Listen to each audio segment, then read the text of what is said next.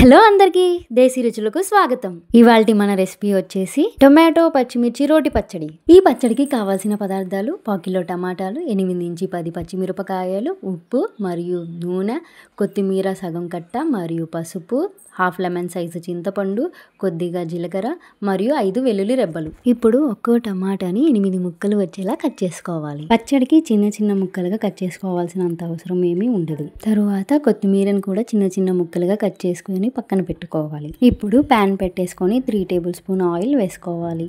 ఇప్పుడు తొడిమెలు తీసిన పచ్చిమిర్చి వేసుకోవాలి. పచ్చిమిరపకాయలు కారం ఎక్కువగా ఉంటే 6 నుంచి 7 పచ్చిమిరపకాయలు సరిపోతాయి. తరువాత జీలకర్ర కూడా వేసుకొని వేయించుకోవాలి. ఇవంతా మంచిగా వేగాక ఒక ప్లేట్లో తీసుకొని పక్కన పెట్టుకోవాలి.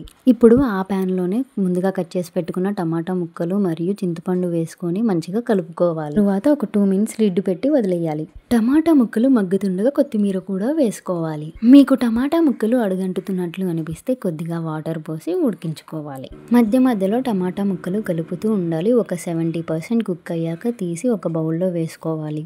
నేను వీటిని రోలులో రుబ్బుకుంటున్నాను. మీరు మిక్సీలో అయినా వేసుకోవచ్చు. రోటిలో రుబ్బుకోవడం వల్ల అసలైన టేస్ట్ తెలుస్తుంది పచ్చడికి. ముందుగా రోటిలో పచ్చిమిర్చి, జీలకర్ర, వెల్లుల్లి రెబ్బలు వేసుకొని మంచిగా రుబ్బుకోవాలి. తరువాత ముందుగా ఉడికించుకున్న టమాటా ముక్కలు వేసుకోవాలి. టమాటా ముక్కలు మిక్సీలో అంత మెత్తగా రావు, కాకపోతే కచ్చా పచ్చాగా ఉంటుంది రోటిలో. ఇప్పుడు ఈ టమాటాలో 2 టేబుల్ స్పూన్ ఉప్పు వేసుకొని మంచిగా కలుపుకోవాలి. ఉప్పు వేసిన తర్వాత మరలా ఒక 5 నిమిషాలు దంచుకుంటే టమాటా పచ్చిమిర్చి రోటి పచ్చడి రెడీ అవుతుంది. ఎంతైనా రోటి పచ్చడి టమాటా పచ్చిమిర్చి రోటి పచ్చడి అనేది వేడి వేడి అన్నంలో పెట్టుకొని తింటే సూపర్ గా ఉంటుంది.